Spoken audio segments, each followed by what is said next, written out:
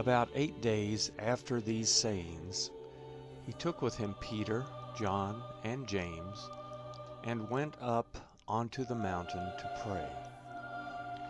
As he was praying, the appearance of his face was altered, and his clothing became white and dazzling. Behold, 2 men were talking with him, who were Moses and Elijah, who appeared in glory and spoke of his departure, which he was about to accomplish at Jerusalem. Now Peter and those who were with him were heavy with sleep. But when they were fully awake, they saw his glory, and the 2 men who stood with him. As they were parting from him, Peter said to Jesus, "Master, it is good for us to be here. Let's make 3 tents, one for you, one for Moses, and one for Elijah," not knowing what he said. While he said these things, a cloud came and overshadowed them, and they were afraid as they entered into the cloud. A voice came out of the cloud, saying, "This is my beloved Son. Listen to him." When the voice came, Jesus was found alone. They were silent and told no one in those days any of the things which they had seen.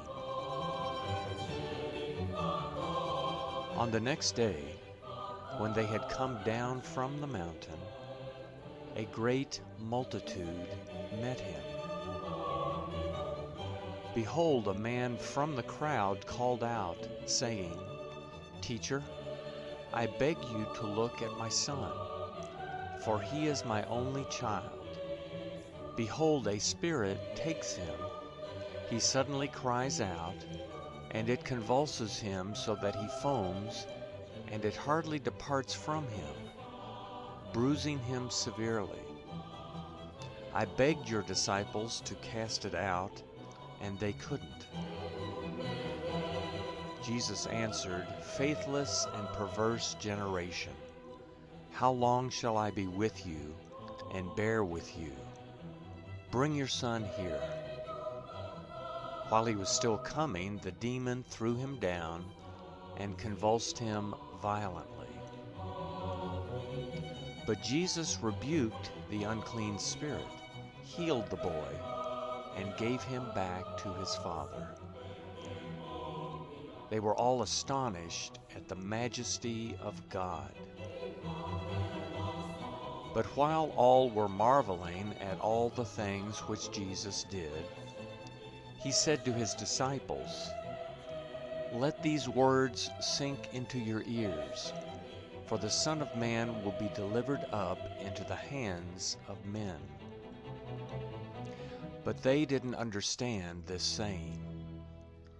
It was concealed from them that they should not perceive it, and they were afraid to ask him about this saying. An argument arose among them about which of them was the greatest. Jesus, perceiving the reasoning of their hearts, took a little child and set him by his side, and said to them, "Whoever receives this little child in my name receives me. Whoever receives me receives him who sent me. For whoever is least among you all, this one will be great." John answered, "Master, we saw someone casting out demons in your name, and we forbade him, because he doesn't follow with us." Jesus said to him, "Don't forbid him, for he who is not against us is for us." It came to pass, when the days were near that he should be taken up, he intently set his face to go to Jerusalem, and sent messengers before his face. They went and entered into a village of the Samaritans, so as to prepare for him. They didn't receive him because he was traveling with his face set toward Jerusalem.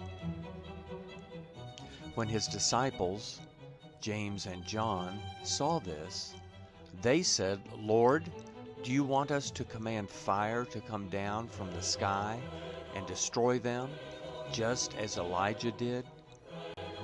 But he turned and rebuked them. "You don't know of what kind of spirit you are. For the Son of Man didn't come to destroy men's lives, but to save them." They went to another village. As they went on the way, a certain man said to him, "I want to follow you wherever you go, Lord." Jesus said to him, "The foxes have holes, and the birds of the sky have nests, but the Son of Man has no place to lay his head." He said to another, "Follow me." But he said, "Lord, allow me first to go and bury my father."